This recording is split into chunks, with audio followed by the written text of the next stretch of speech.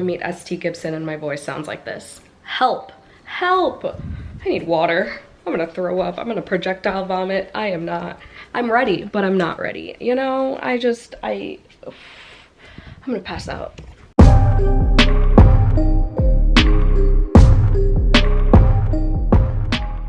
Okay, we're gonna try to speak coherently and stall. I still have to make coffee. Oh my god, 15 minutes.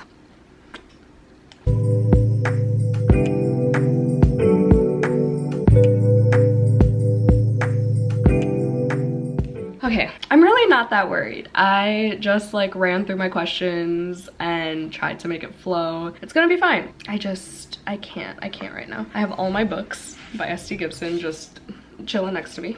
God, I hope I don't have to like sneeze. Anyway, I don't know why I did that. I forgot I was filming. Okay. I'm too lazy to grab the book, but I finished The Overnight Guest. I gave it 5 stars. I really liked it, and then I went back to sleep until 8:30, and then I got ready immediately after. Oh, I also read some of A Kingdom of Stars and Shadows for Romantasy-a-thon. It's alright. I mean, it's going by quickly. It's only 259 pages, so maybe I'll try to squeeze that in. I have a potential TBR on the table behind me. I just don't know what I'm gonna do with it because there are so many things that I want to read. There are things that I need to read for my February TBR. I'm just gonna like go with the flow and not restrict myself to Romantasy-a-thon. I think if I finish A Kingdom of Stars and Shadows, I'll be okay. I also have The Last Tale of the Flower Bride by Roshani Chokshi in that pile because it is less than 300 pages, so it could be doable, and the font is huge. So if I'm hooked, I'm gonna be flying through that, you know? But anyway, The Overnight Guest, I gave it 5 stars. I really enjoyed the audiobook, and then like the second half, I followed along with it physically. I did like the twist and the reveals. I thought it was very well paced. It was super fast paced. It was intense. Trigger warnings for domestic abuse, child abuse. It was a lot, but I really liked how it ended as well, and there's a female friendship in there. I read some of the reviews and some people were confused by the multiple timelines. I actually liked them. I didn't mind. I need to make coffee. So we're gonna pause this here. But in terms of A Kingdom of Stars and Shadows, it's just an easy type of read with a basic plot. I heard there's a lot of steam in this one, which I'm not excited for at the moment, to be honest. But we're gonna try to get through it because it's a very short book. There is like more than just steam in this one. It actually starts off and sets up the plot and everything, and there are vampires and fae. Honestly, after Emily Wilde, I'm kind of over fae books right now. Like I have this fae book as well, and I saw fae and I was like, not today, Satan. I'm just not in the mood for it anymore. But the fact that the book also has vampires, I think I'll be okay. I'm gonna make coffee now so I don't freak out, because I'd rather be jittery than awkward, you know what I mean? I need a personality for this. So we're gonna go make some. Like waiting for my coffee, shake out my nerves. I'm like more nervous about technology failing me than I am with like what I'm gonna say, because I can edit it. I just have to tell myself, literally I was talking to myself like 2 seconds ago. I was like, you can edit it, Jan. It'll be fine. It'll be fine. It'll be fine. Let's go get my coffee. Lord, 10 minutes. 10 minutes. 10 minutes and I get to meet my favorite author of all time. Using my bat mug. Is it just me who hopes that every time you're on a live show with a mug, you hope that someone compliments your mug of choice? Same. I'm putting marshmallows in it. We're gonna put moon ones. Let's roll and just wait on the stream. I'm scared. I did it. It happened. She read one of her lines from her new book and I teared up. I was like, and then immediately after we left the studio, I also teared up. I'm just so upset that I can't video chat Joey right now. I just want to tell him all about it. And I don't have sprints for another 3 hours. I just want to scream from the rooftops. She was so nice. She was so sweet. She complimented my outfit and my hair, and I showed her all my books that I have. I just can't believe I just did that. I can't believe that just happened. I don't know how to act. I need to sit down and read, hopefully. I need to eat something. Oh my lord. I can't focus. I can't life.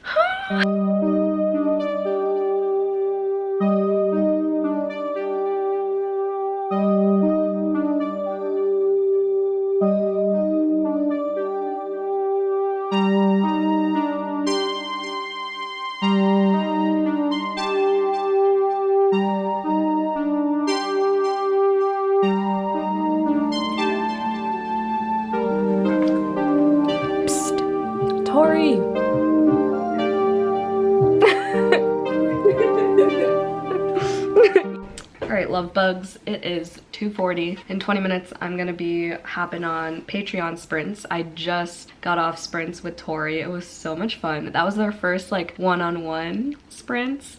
And we're definitely doing it again, Tori, if you're watching. But wow, absolutely loving The Last Tale of the Flower Bride. See, this is why I need to just mood read. But why does BookTube love TBR so much? And like, I love crossing off my books from TBRs, but I've just been contemplating not doing them anymore. But the 10 a month has been helping, as opposed to like 26 a month, you know, that I used to do. Just picking up random books that I didn't think I was gonna love, and just the shock value of that is just so worth it. And this is definitely one of those. And I had no idea, like I didn't even know what the plot was. I saw it on Book of the Month. I didn't realize it was her debut adult novel. I read one of like half of one of her middle grades. Yep, she, her.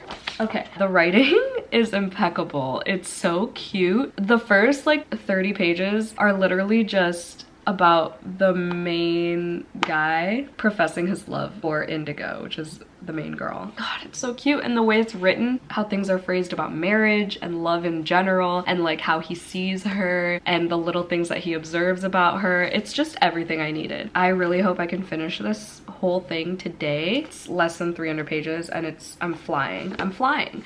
The prologue has a Dowry of Blood vibes. Did I say that already before I started it? I don't know. This feels like a 5-star book. And if it's not, I'm gonna be so mad. I just have a strong feeling about this one. I'm so glad it was a Book of the Month pick because I probably wouldn't have read it anytime soon, if ever. I don't know. I'm not a fan of the title, to be honest. It just doesn't give me anything. Like, it doesn't tell me anything about it. And like the cover doesn't either. And it just looks like a girly marriage type of book. Like, you know, I don't know. But it's so much more. I'm living. So I'll probably try to edit for like 10 more minutes and then hop onto my bed, get on my laptop because I'm tired of sitting in this chair. I had dino nuggies for lunch. It's been such a good day. I'm so glad. It's like disgusting outside, so like it's sunny, but it's cold and gross, so I don't want to go anywhere, because if I did go anywhere, I probably wouldn't get much reading done. But this is good. This is great. I'm glad I just went with my gut. Sometimes my brain cells are doing the damn thing, you know?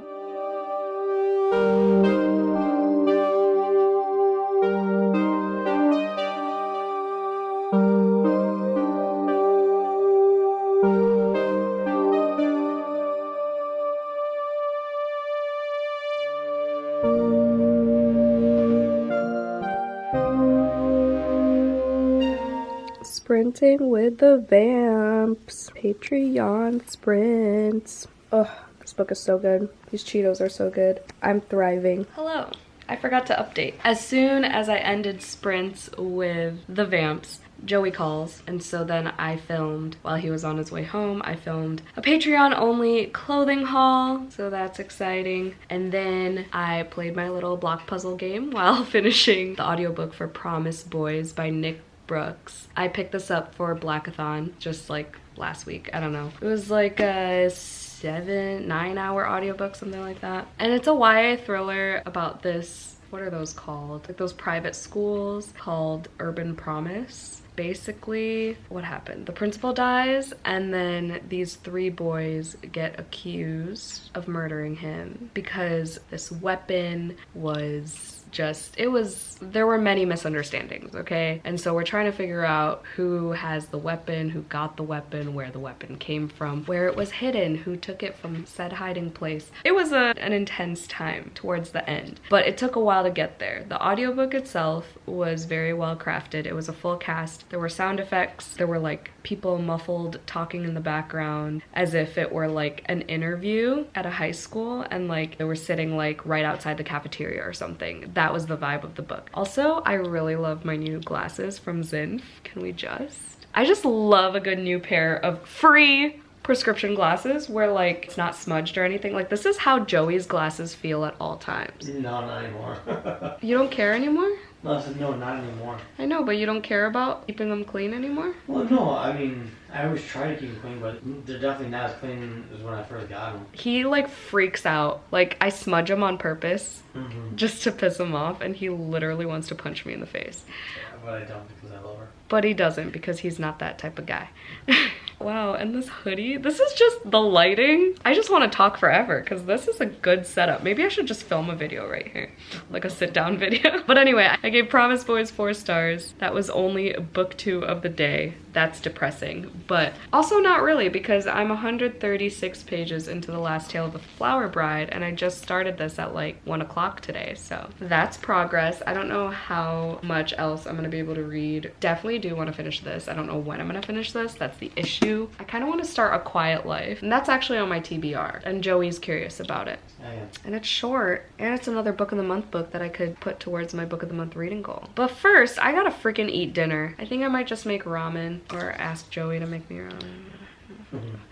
No, while I make ramen, I'll probably read on my Kindle just because it's easier. While the water's boiling, I'm just gonna like have it in my hand, you know, instead of having all my annotating supplies in the kitchen and shit. It's like 9 o'clock now, I think. 9:30, holy fuck. Ugh, but this is still really good. I definitely prefer the bridegroom's POV versus Azure. Why is that so hard for me to say? Her chapters are a lot longer than the bridegroom's usually, but I want a perspective from Indigo, but I don't think that's happening. She's the real main character in this book, so I don't know. She doesn't get a POV, so that's interesting. Wow, this is $30 retail price. That's high. I got it for $10.99. Sign up for book of the month. My referral code's down below. All right. For real now. I'm gonna stop wasting time.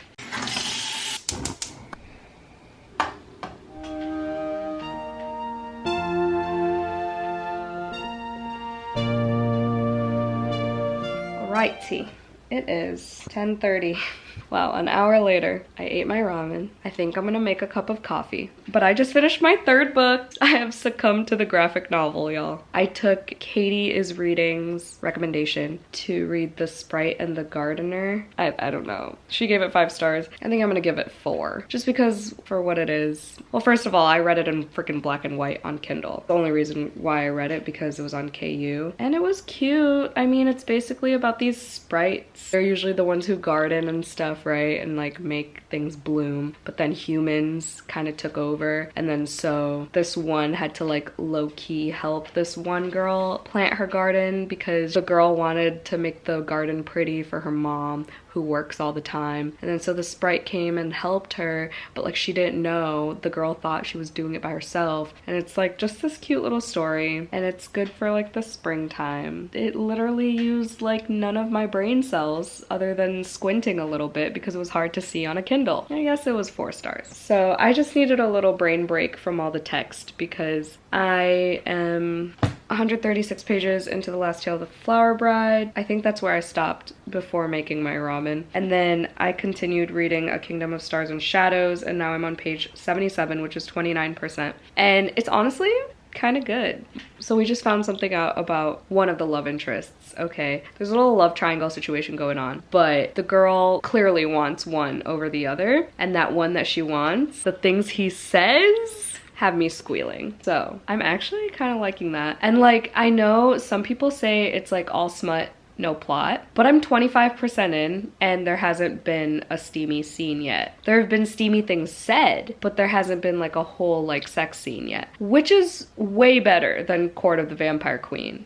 So, you know, I'll take it. For 25% of a 259 page book without a single smut scene, I'm here for it. There's a smut scene soon. I won't be mad. But yeah, I'm gonna switch back to The Last Tale of the Flower Bride after I fill out my bullet journal because I never filled it out for Promise Boys either. My brain feels rested now, so I can go back to my physical book. And Joey's still playing video games.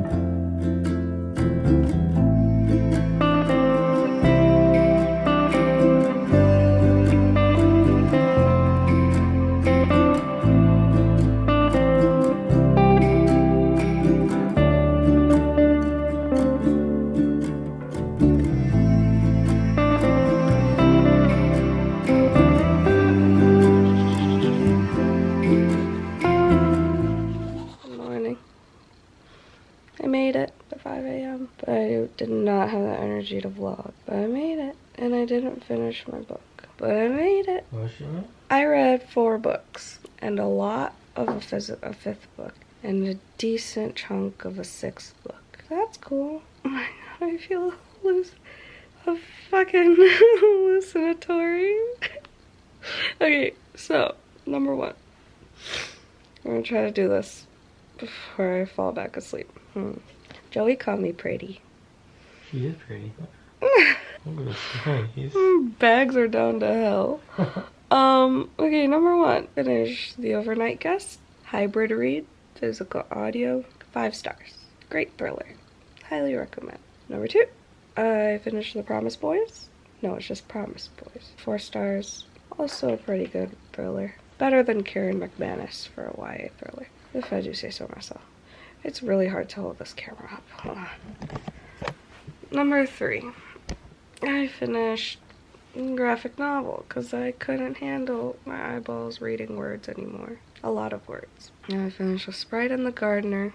Gave that one 4 stars too. And then I tried my freaking hardest to finish The Last Tale of the Flower Bride by Roshani Chokshi, which will probably be 4 stars because it has a very strong beginning and then the whole middle is just like fucking confusing. I don't know what's a metaphor, what's not. I don't know if there are people who are the same people, if they're fairies. I don't know if this one person has a brother, or if they're just seeing things. I just don't know. This is very much no deets, just vibes. Okay. I got 224 pages into that. Something like that. Gonna finish that today, because there's 60 pages left. And I did sleep for 3 hours yesterday morning, so we're gonna continue this vlog actually. Are we? We shall. No? Yeah, why not? We got fun things planned today. So then I was like, I just can't with my eyeballs anymore. So I put on Stuck With You by Ali Hazelwood on audio, because it's a 3-hour audiobook and it was the last leg, and I was like, okay, this should take me to like 4:30. It sure did, and I gave it 4 stars, which is kind of embarrassing because it was like romance novella. Ali Hazelwood's very formulaic, but I thought it was cute, minus the whole, oh, he's such a Viking, he's like the size of an oak tree, all that bullshit that Ali Hazelwood does. Okay, I look past all that at this point because I've read enough of her books to look past it. Minus all that. It was pretty cute.